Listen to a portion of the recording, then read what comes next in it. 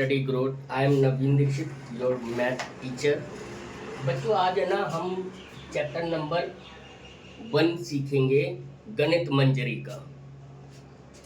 जो गणित मंजरी है वो आपकी 9th की न्यू मैथ बुक है, तो उसका चैप्टर 1 है द यूज ऑफ कोऑर्डिनेट। तो आपने 8th में भी इसको पढ़ रखा है, वैसे तो बहुत कुछ पढ़ रखा है इसमें।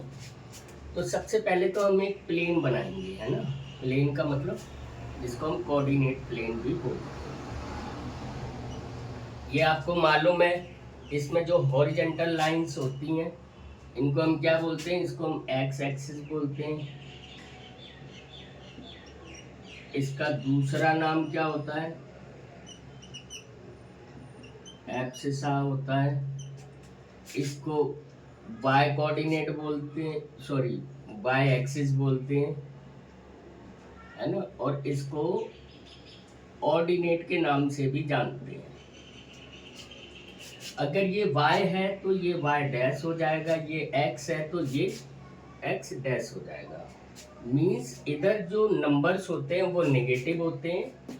डैश डैश का मतलब सिर्फ इतना है वही कोऑर्डिनेट सिर्फ। अभी आगे हम जब इसमें मिरर इमेजेस देखेंगे ना, तो मिरर इमेजेस कैसे बनती है वो भी हम समझेंगे सारा कुछ। ठीक है बच्चों। और जहाँ पे ये दोनों एक्सिस काटती हैं इसको हम बोलते हैं ओरिजिन।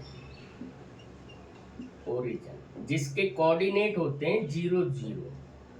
अब सबसे पहले इसमें टर्म का नाम आता है कोऑर्डिनेट। ये आपको समझना ये है कि ये कोऑर्डिनेट होता क्या है। बेसिकली बच्चों ये जो कोऑर्डिनेट होता है ये उस जो पॉइंट है, लाइक दैट कि एक मैंने कोई पॉइंट लगाया, अभी मैं दिखाता हूँ आपको। 1 पहले मैं थोड़ा सा वो कर लूँ, 1 2 3 4 5 6 7, 1 2 3 4 5 6 7, 1 2 3 4 5 6 7, 1 2 3 4 5 6 7। ओके। अब अगर जैसे मान लो मैंने कोई एक कोऑर्डिनेट बना, कोई एक पॉइंट लगाया यहाँ पे, मान लो ये लगाया, तो इस पॉइंट का नाम दे दिया P। तो इसके जो कोऑर्डिनेट लिखे जाएंगे, पहली बात तो आप ये याद रखना कि वो x और y की फॉर्म में लिखे जाएंगे। यानी सबसे पहले जो आएगा वो उसका x पॉइंट होगा और दूसरा y होगा। इसको कोऑर्डिनेट भी बोलते हैं। x का मतलब उसकी x से कितनी दूरी है और y का मतलब उसकी y से कितनी दूरी है। तो आप देख लो 1 2 3 4, अगर हम यहाँ से ऐसे करके एक लाइन डालेंगे वर्टिकली, तो ये कहाँ पे आई, 1 2 3 4 4 पे आई। ऐसे ही इसकी डालेंगे तो ये कितने पे आई, ये भी 4 पे आई। तो इसका P का जो कोऑर्डिनेट बनेगा वो 4 डैश डैश इन कॉमा 4 बनेगा। इतनी बात बच्चों आपको सबको समझ में आ गई है ना। तो ये जो y या x हमने लिखा है, ये एक तरह से जो आपका कोऑर्डिनेट या पॉइंट होता है उसका एड्रेस, उसका क्या होता है बच्चों, एड्रेस। इतनी बात समझ में आ गई। अब जो ये जो बना हुआ है इसको हम बोलते हैं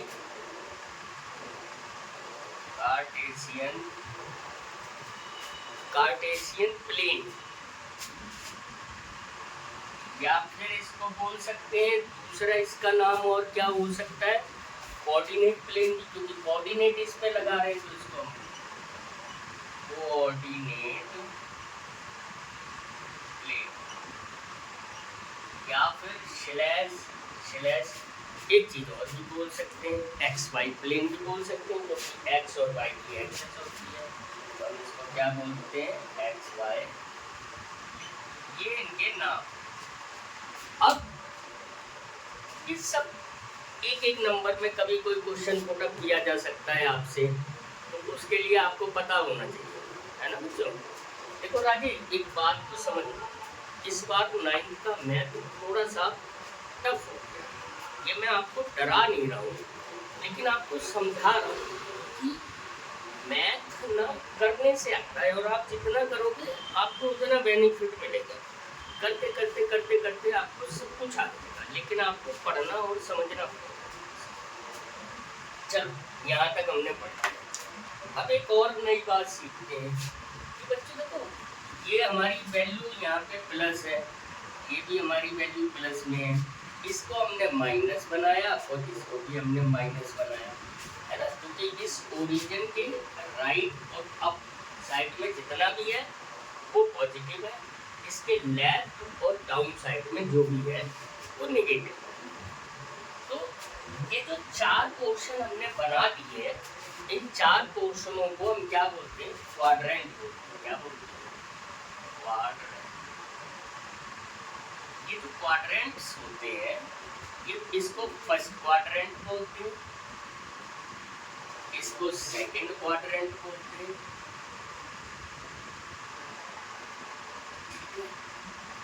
ऐसे ही इसको बच्चों थर्ड क्वाड्रेंट बोलते हैं, और इसको फोर्थ क्वाड्रेंट।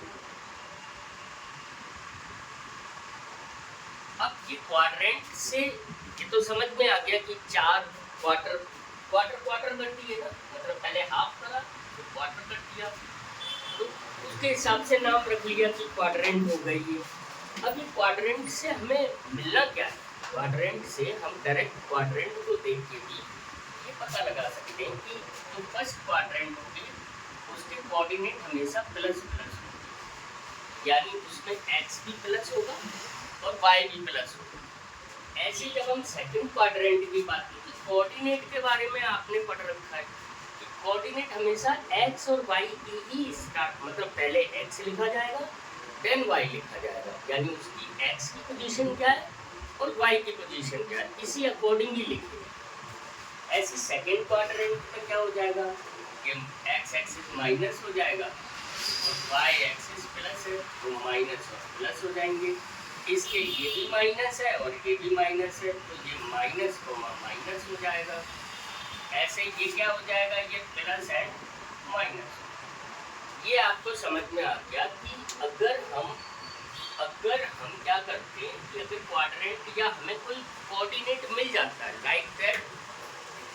लाइक दैट आप समझो, आपको मैंने बोला 3 - 4 किस क्वाड्रेंट में लोकेट होगा या कहाँ पे प्लॉट हुआ होगा, तो आप नेचुरल बात है आप समझ जाओगे कि ये प्लस है ये माइनस है, इसका मतलब ये फोर्थ क्वाड्रेंट में होगा। क्योंकि फोर्थ क्वाड्रेंट में हमारा क्या है, एक्स जो कोऑर्डिनेट होता है वो प्लस होता है और जो वाई होता है वो माइनस। इतनी बात बच्चों समझ में आ गई ना आपको? यहाँ तक सब क्लियर है। इसके अलावा अब हमें एक चीज़ समझ, हमें आपको इसमें आपको क्या बताना पड़ेगा, इसमें आपको जो थोड़ा सा इसमें जो 10th का काम आया है वो आप वो कैसे, तो इसमें एक फॉर्मूला है डिस्टेंस फॉर्मूला।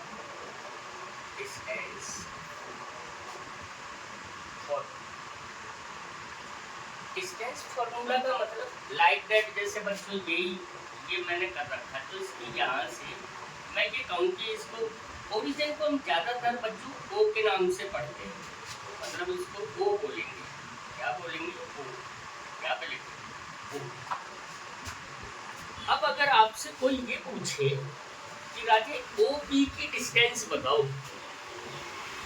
तो बालको ओ और पी की डिस्टेंस बताने के लिए आपको ये फॉर्मूला इस्तेमाल करना पड़ेगा। कौन सा फॉर्मूला होगा? वो डिस्टेंस फॉर्मूला। देखो डिस्टेंस फॉर्मूला, मैं डिस्टेंस ही लिख के दे दूँ यहाँ पे, डिस्टेंस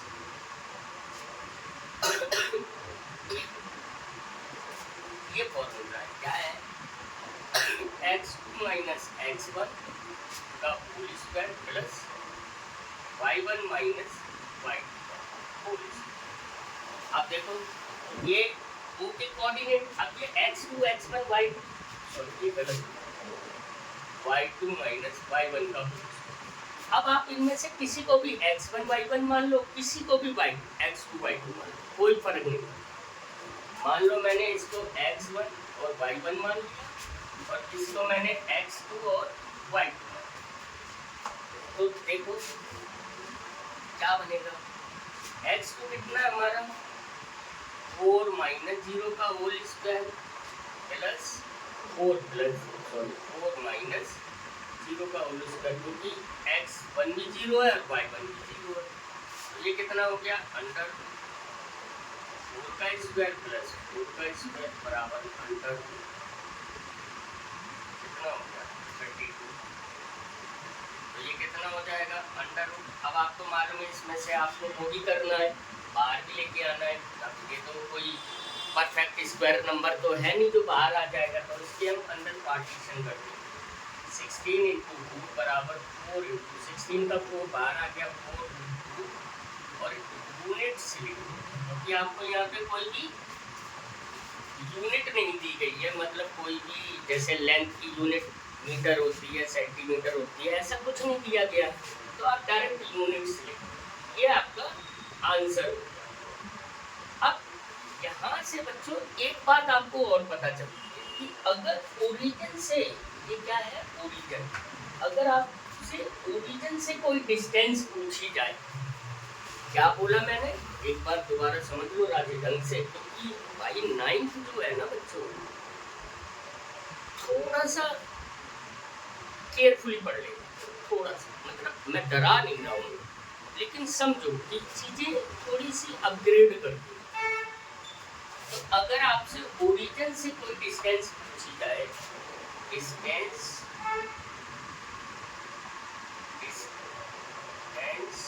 फ्रॉम ओरिजिन,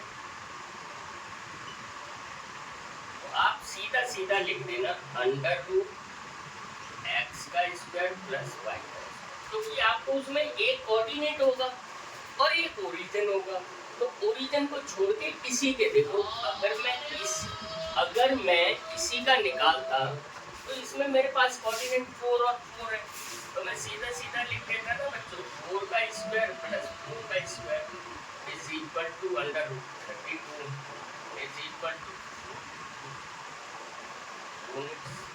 आया ना बच्चों समझ। तो ये अलग से फॉर्मूला बन गया जिसको हम क्या बोलेंगे डिस्टेंस फ्रॉम ओरिजिन। इतनी बात आई थिंक कि सबको क्लियर हो गई, यहाँ तक क्लियर है ना बच्चों सबको? ये आराम से पढ़ो, इसके बाद मैं आपको सारी इसकी जितनी भी एक्सरसाइजेज हैं वो भी अपलोड कर दूंगा, मंजरी की जितनी भी हैं फर्स्ट चैप्टर की, और पूरी बुक को मैं टाइम टू टाइम बच्चों मैं करता जाऊँगा, अपलोड करता जाऊँगा, ठीक है। अब थोड़ा सा और एक चीज़ समझते हैं, हमने डिस्टेंस फॉर्मूला सीख लिया कि डिस्टेंस कैसे निकालते हैं किसी भी कोऑर्डिनेट या दो कोऑर्डिनेट के बीच में। अब देखो, अब एक चीज़ और आती है इसमें दूसरी चीज़ आती है बच्चों मिड पॉइंट, तो हम क्या बोलेंगे mid point. Mid point like that, जैसे एक ये है ए, ये बी है और ये सी, अगर मैं ए बी का मिड पॉइंट सी बनाऊं तो ए के कोऑर्डिनेट भी, क्योंकि हम कोऑर्डिनेट चैप्टर पढ़ रहे हैं तो कोऑर्डिनेट का ही मैटर होगा सारा, तो ए के भी कोऑर्डिनेट दिए गए होंगे, बी के भी कोऑर्डिनेट दिए गए होंगे, तो आपको सी के कोऑर्डिनेट निकालना। मान लो इसके कोऑर्डिनेट 4 3 है और इसके कोऑर्डिनेट बच्चों 6 एंड 5, तो सी के कोऑर्डिनेट बताते हैं। कोऑर्डिनेट बताने के लिए मिड पॉइंट के कोऑर्डिनेट, और ये बोला गया है कि सी इसका मिड पॉइंट है, ये आपको बताया जाएगा, है ना। कभी कभी ऐसा होगा जब आप क्वेश्चन थोड़ा सा करने लगोगे तो होगा क्या कि ये वाले भी कोऑर्डिनेट आपको गिवन होगा, मिड पॉइंट का भी कोऑर्डिनेट गिवन होगा, और आपसे कोई सा इनमें से ये पूछ लिया जा सकता है, या ये और ये गिवन होगा, तो ये वो आप करते करते कैलकुलेशन आपको सब आ जाएगा। तो मिड पॉइंट को अगर मैं इसको ये मानूं कि ये x1 y1 है और ये x2 और y2 है, इसके मैंने x डैश y डैश मान, x डैश बराबर कितना होगा बच्चों x1 प्लस x2 अपॉन 2, ये फॉर्मूला है आपका। और y dash is equal to कितना होगा, y1 प्लस y2 अपॉन ये वाई डैश। यानी इन दोनों के निकालने के लिए आपको ये फॉर्मूले जो लगाने हैं वो पुट करने हैं। अब देखो, अगर मैं इसका निकालूंगा x dash is equal to कितना हो गया 4 प्लस 6 अपॉन 2 बराबर कितना हो गया 10 अपॉन 2 बराबर 5। x डैश आपका कितना निकला 5। ऐसे ही इसका निकालेंगे तो ये कितना हो जाएगा y dash is equal to 3 plus 5 upon 2 बराबर 8 अपॉन 2 बराबर 4। यानी y डैश आपका निकला। तो आप क्या लिख दोगे यहाँ पे कि c के कोऑर्डिनेट क्या हो जाएंगे 5, दैट इज द आंसर। समझ में आ गया ना बच्चों, इस तरह से निकलेगा लिमिट पॉइंट फॉर्मूला हो गया। एक चीज इसमें और यहीं पे समझते चलते हैं, क्योंकि तो मैं ना क्योंकि इंट्रोडक्शन हम कर रहे हैं तो हम इसको लगभग पूरा ही कर लेंगे। अब देखो, अब मैं आपको एक कार्टेशियन प्लेन बना के फिर दिखाऊंगा। मान लो बच्चों मैंने ये कार्टेशियन प्लेन बनाया, ये 1 2 3 4 5 1 2 3 4 5 1 2 3 4 5 1 2 3 4 5। ये बच्चों थोड़ा सा आगे पीछे हो सकता है क्योंकि स्केल लगा के तो नहीं कर रहा ना मैं। ये मैंने O कर दिया, ये x एक्सिस हो गया, ये x डैश हो गया, ये y हो गया और ये y डैश। अब मान लो बच्चों मैंने एक वो लिया, ये है 4। अब मैं आपसे पूछता हूँ कि इसके मिरर इमेज जो बनेगी वो कहाँ बनेगी, एक्स एक्सिस। यानी मिरर इमेज हम कैसे निकालते हैं सब। मैंने बोला यार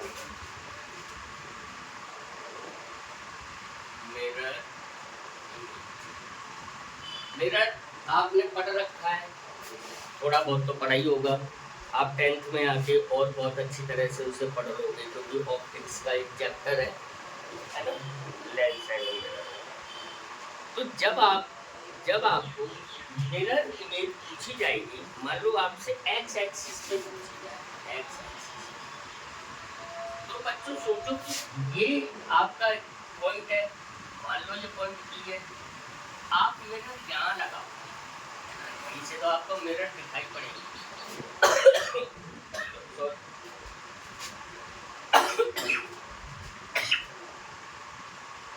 ये जितनी दूरी होगी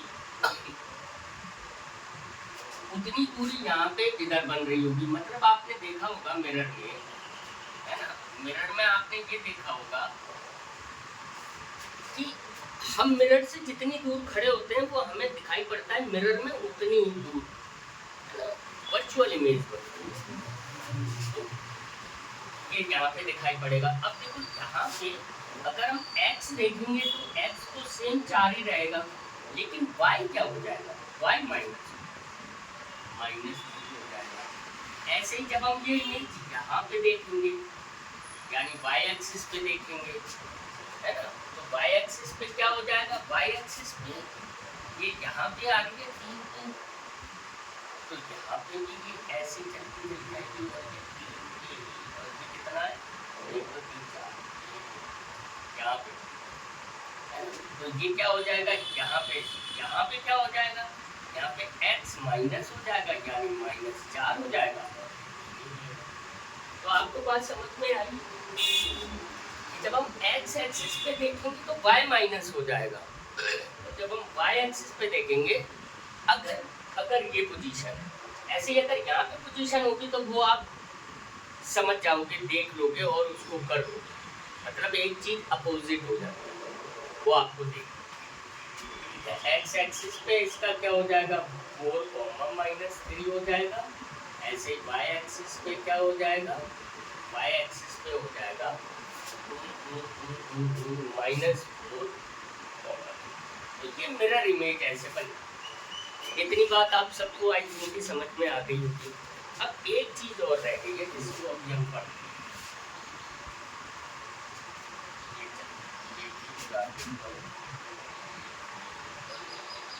अब एक चीज समझो, आपसे ये पूछा जाता है, अगर आपसे ये क्वेश्चन आता है कि उसमें जो क्वेश्चन आएगा ना कोलिनियर आएगा। कोलिनियर का मतलब होता है जैसे कि बच्चों ये कोई लाइन है या कोई लाइन सेगमेंट है, ए और बी है, और ये बोलता है कि आप ये प्रूव करो कि इसमें जो सी है ये तीनों पॉइंट यानी ए बी एंड सी ये कोलिनियर।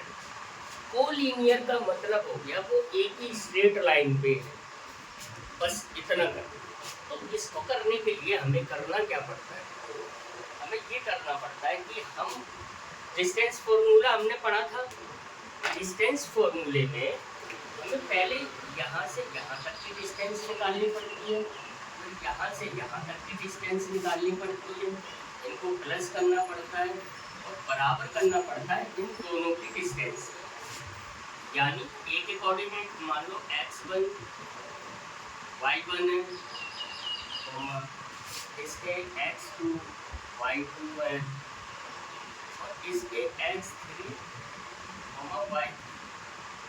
तो पहले ये डिस्टेंस निकालना, फिर ये डिस्टेंस निकालना, फिर ये पूरी डिस्टेंस निकालना, और देख लो दोनों मतलब इन दोनों का सम यानी क्या होगा, AC plus BC is equal to AB। अगर ये आ जाता है तो वो कोलिनियर है, नहीं तो वो कोलिनियर नहीं। इसका एक और मेथड है, समझ गए ना, ये तो डिस्टेंस फॉर्मूले के थ्रू, क्योंकि आप लाइन सेगमेंट पहले AC का डिस्टेंस निकालोगे, देन राजे फिर आप BC का निकालोगे, फिर उसके बाद बच्चों आप दोनों को प्लस कर दोगे और जो AB आपने निकाल रखा है उसके बराबर करोगे।